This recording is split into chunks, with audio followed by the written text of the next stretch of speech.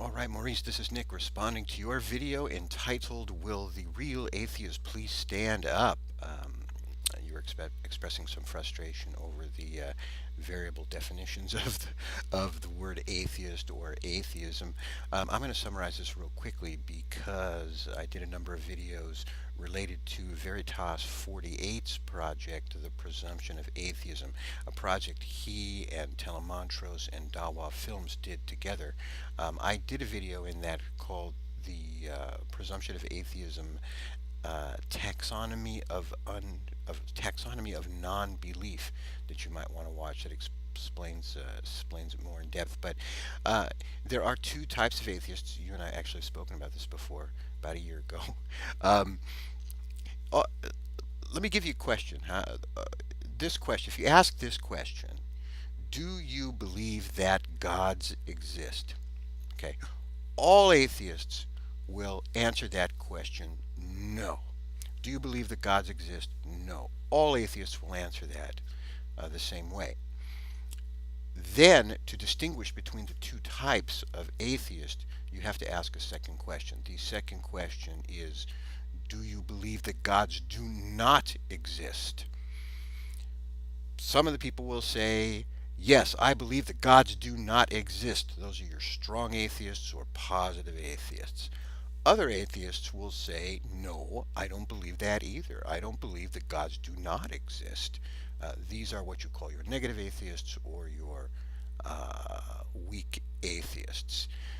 The weak atheists, otherwise known as the negative atheists, basically suspend judgment. There's actually an ancient school of skepticism in Greek philosophy around this. People who suspend judgment and say, perhaps gods exist, perhaps gods do not exist. Um, uh, Very simple. It's a very natural thing. So there are two types of atheism. There is no other separate word to describe this second group, the negative or weak atheists. There just isn't. Dawa Films was recommending that we create a word for it to distinguish it from the positive atheists who believe that God does not exist. But no one has yet come up with a word. We cannot use the word agnostic because agnosticism deals with knowledge. Theism and atheism deal with existence, the existence of God. Gnosticism and agnosticism deal with the knowledge of whether God exists or not, man's knowledge. And the classic textbook definition of an agnostic is someone who believes that man cannot know whether God exists. I would split that into two groups too. I would say that there are people who believe that man cannot know whether gods exist, and those who do not believe that either, sort of the negative or weak agnostics. And I apologized in my taxonomy video for actually adding another category. So, basically, it's quite natural to suspend judgment as to whether God exists or not. And many people have just suspended judgment on the question. So I know that, I've heard many theists lament that, they expect all atheists to believe that God does not exist. And I think the majority of us don't believe that God does not exist. We simply don't believe that God does exist. Uh, I know it sounds a little confusing, but that's because when you have a singular belief, everything else, there's a rich variety of everything else, huh? Um, but what I was thinking was we really needed not just a taxonomy of non-belief, we really need an anatomy of belief, because belief is a very complex thing. I mean, we skip over the concept all the time in our dialogues, the groups when they dialogue with each other, but just think of the factors that go into what makes us believe something. We have, for instance, direct experience with our senses where we see something, huh? I see this, okay? I believe this exists. I just saw it.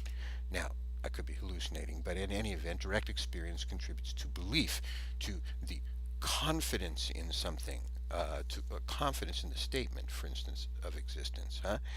Um, it's a form of evidence. You'll hear a lot of people call for evidence. They want evidence. They want a trace, something that can be perceived with the senses, usually with the senses, not always, but something sensorial, to take as evidence to contribute to a confidence in a belief. You also have reason and logic. I mean, I reach conclusions through logic. Proper, valid logic with true premises will, I believe, lead me to a true conclusion, and I can have confidence and believe that the conclusion that I reach is true.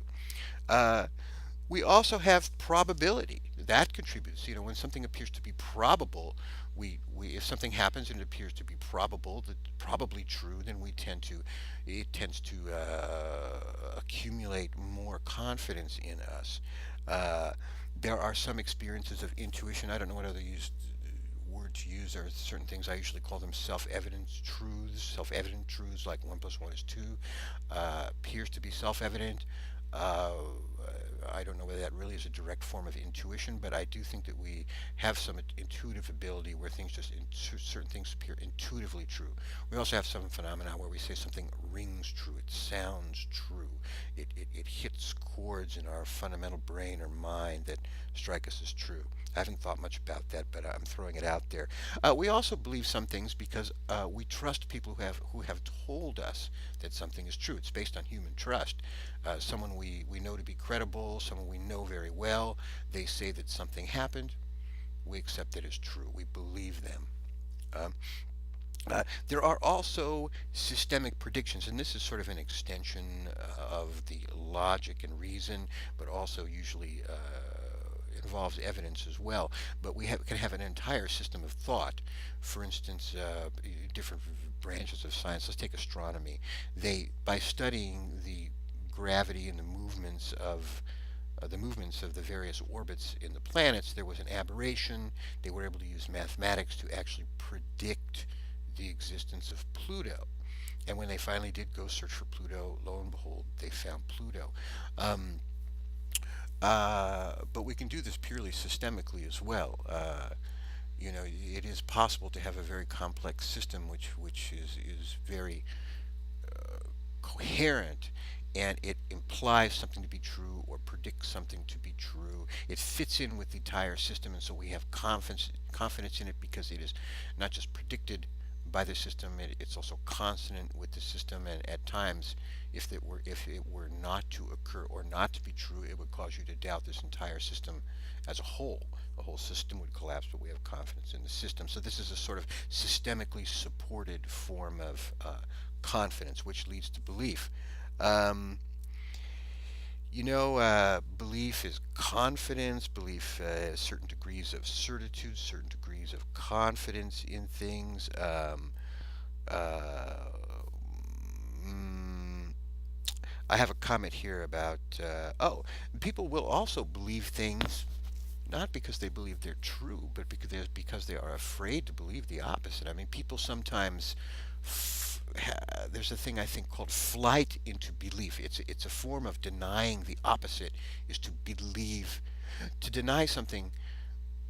To be in denial about something, you can be in denial about something by fleeing into a belief in its opposite, and by believing in the opposite, you deny the thing without focusing on the thing. It's a form of escapism, or in existentialism they would call it bad faith. But this is a sort of a negative reason to believe something, but people can hide reality by sort of fleeing into an unreal world that they believe in. Escapism and denial. So there's also that kind. So that's what I have so far as to the anatomy of belief. People believe things too because they long for them to be true. They can't face certain things, and so they find themselves believing. I mean, how many love affairs do you think people are just wanting to believe that the other person loves them back, or to believe that they're in love, and to believe that everything's fine when actually things are not, but they will, convince themselves for whatever reason.